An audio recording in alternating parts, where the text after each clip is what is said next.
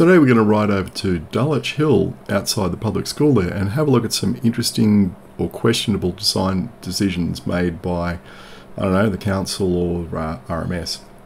And what we're going to do is ride up the Greenway, along the Cooks River up to the Greenway, past Dulwich Hill Station, along Hercules Street where they're currently extending the Greenway, and up past Dulwich Hill Public School. There we go. And the area of interest is this bit just outside the public school.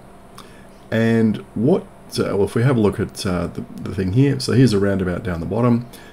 This is a new wombat crossing that's been built, so you can cross that on both a bicycle or by foot.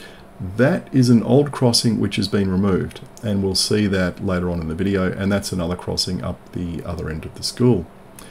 So that's our area of interest, and what we want to look at here is that there is a 50 km/h zone, and I think that's rather screwball, because I think that should be a 40 km/h zone like the rest of it, the rest of this bit of street along there outside the school, and we'll see why. So there's our end 50 school zone sign there, and down the bottom there you can see the new wombat crossing, and they've put a new concrete island down the middle of the road. So if you've got a crossing down there, why not make it 40 km/h like the rest of it? And I suspect what has happened, you can see the tarmac in front of us is just a slightly different colour. So where those vehicles are now, that's where they've taken out the old crossing. And I don't think they've thought about moving the speed limit down the hill to possibly the other side of the roundabout, and that's what would make sense. Now let's ride into this from the top end. And on our left, the school is coming up, and here's the first of our raised crossings. This is all good. But notice how wide the street is. It's, there is nothing along here which says to a driver, slow down. They've built this incredibly wide street, and then they've turned it into a 40 km/h zone, and they've done a bit of narrowing up here using both paint and concrete, and some islands here as well, and that's where the old crossing was. You can see that the fresh concrete there and the nice new shrubbery. So they've put this in to slow drivers down, narrowing the road, etc. But why not narrow it back up the hill from where we came from? And I think it should be 40 km/h or even 30 all the way to about here. So let's approach it from the other direction.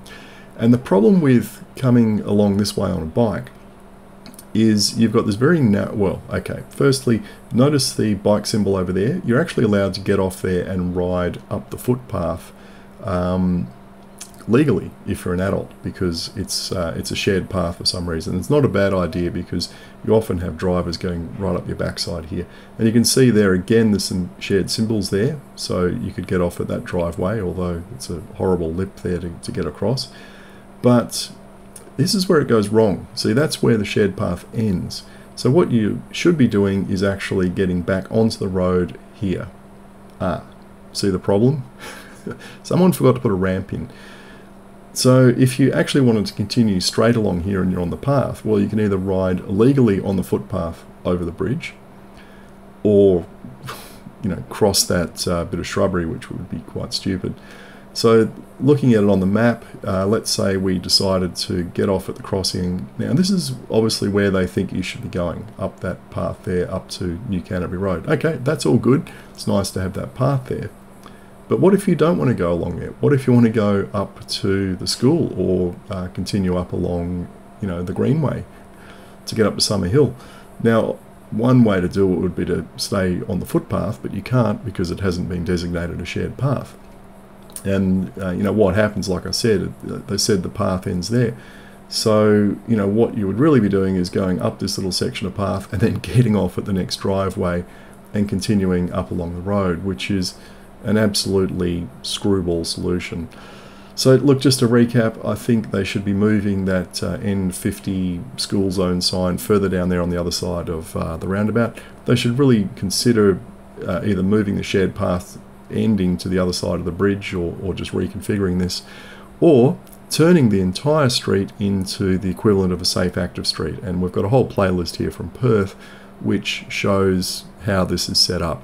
And that would really be the best way of doing things, because you've got a train station, you've got a school, why not make the whole street a safe, active street, particularly when, you know, there should be a lot of cycle traffic going back and forth through here.